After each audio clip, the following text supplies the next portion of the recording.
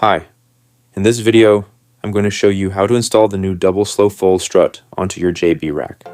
The Double Slow-Fold Strut makes the rack much easier to manage when it's loaded up. It controls the movement, supports the weight, and prevents sudden drops. This new Double Strut version is a bit different from the original one. It uses 2 struts instead of 1, so there are a few simple changes we need to make to the current setup before installing it.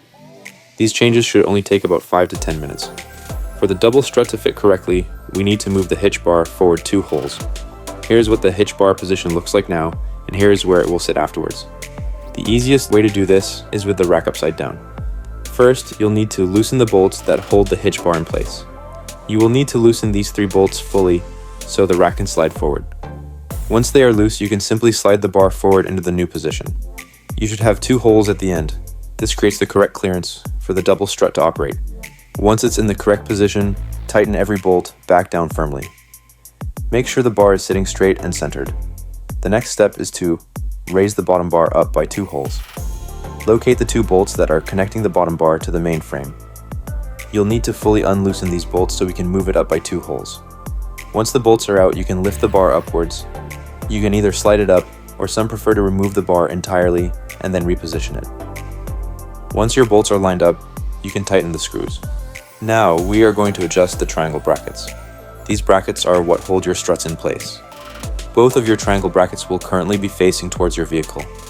We are going to remove them and rotate them so they face away from the vehicle instead.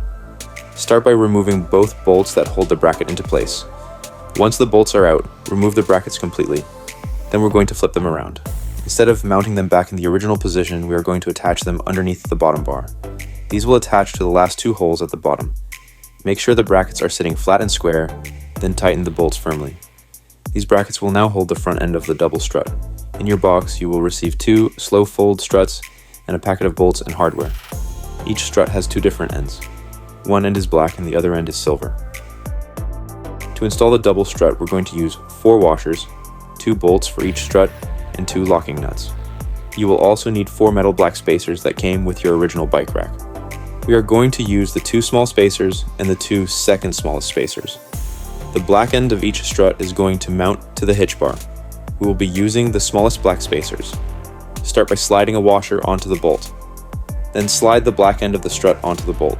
Next, we're going to slide on one of the small spacers. Now we're going to push our bolt through the end hole of the hitch bar. On the other side, assembly is going to be in the opposite order. That means our spacer will be first, then the strut, then the washer, and finally the locking nut. Tighten the nut by hand for now. We want the strut to have some movement so we can align the other side before locking it down. Now we're going to attach the silver ends of the strut onto our triangle bracket. Start again with a washer on the bolt, then the silver end of the strut. Then we're going to use our second largest spacer. Push the bolt through the bracket. If the strut doesn't quite reach, you can twist the silver end to extend it slightly.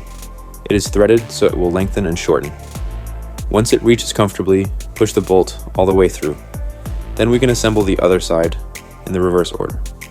First the spacer, then the strut, then our washer, and finally with the locking nut. Now that both ends of both struts are mounted, we can tighten all the locking nuts.